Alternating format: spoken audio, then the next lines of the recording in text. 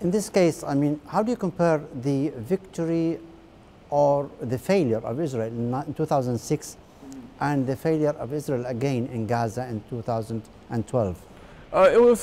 There are similarities and there are differences. In the case of 2006, they were targeting all the civilian infrastructure. You know that because you're Lebanese. They were targeting the bridges, they were targeting the schools. Everything. Right. It was like Operation Cast Lead, what they did in Lebanon in 2006.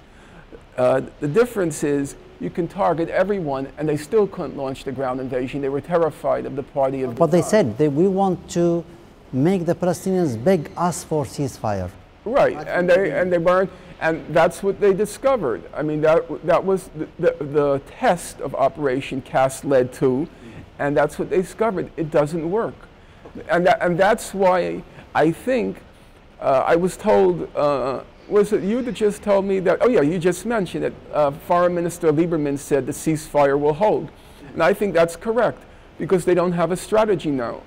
They can't do Operation Cast Lead 1, namely indiscriminate targeting of civilians, because of the 3 new factors. They have tested a kind of pinpoint operation. That doesn't work. And now they really don't have a military strategy for subduing the Palestinians, and that's a problem for them. Now, whether they'll... So where does that lead? Where does that lead? The stalemate. Militarily, it leads to a stalemate. Iran? Attacking Iran, is it still on the table? I don't think anyone there now has a taste for attacking Iran. You know, they can talk about Iron Dome and how now they're protected, but their professionals know that ain't so. If Iron Dome had any effect, and I'm dubious that it did, but if it had any effect, it had an effect on clunky missiles, and relatively speaking, I know you talked about 200 a day, relatively speaking, that's not much. Hezbollah, my recollection, I didn't check the numbers, but I think in 34 days they had fired more than 10,000 in that 34-day period. And they're ready for a huge barrage, and then Operation Dome is, you know, Iron Dome becomes Swiss cheese. But it seems there's a regional strategy for all the resistance. They don't have a regional strategy now. I think they're having a real problem.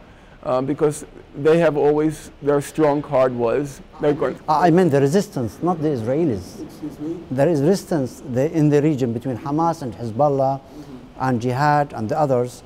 They have a region, they showed that they have a regional strategy.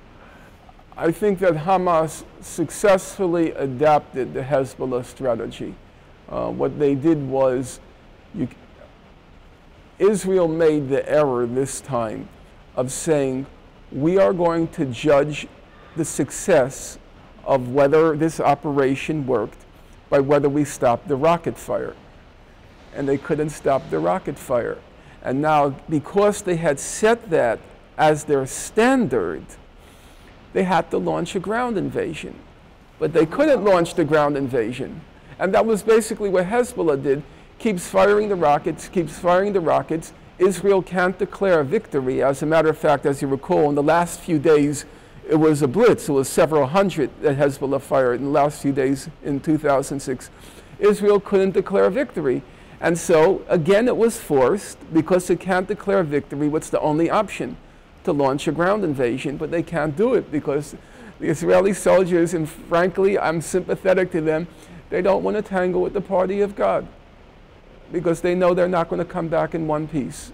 سادة المشاهدين، ننتقل الآن إلى استراحة قصيرة ونعود إليكم بعد قليل. ابقوا معنا.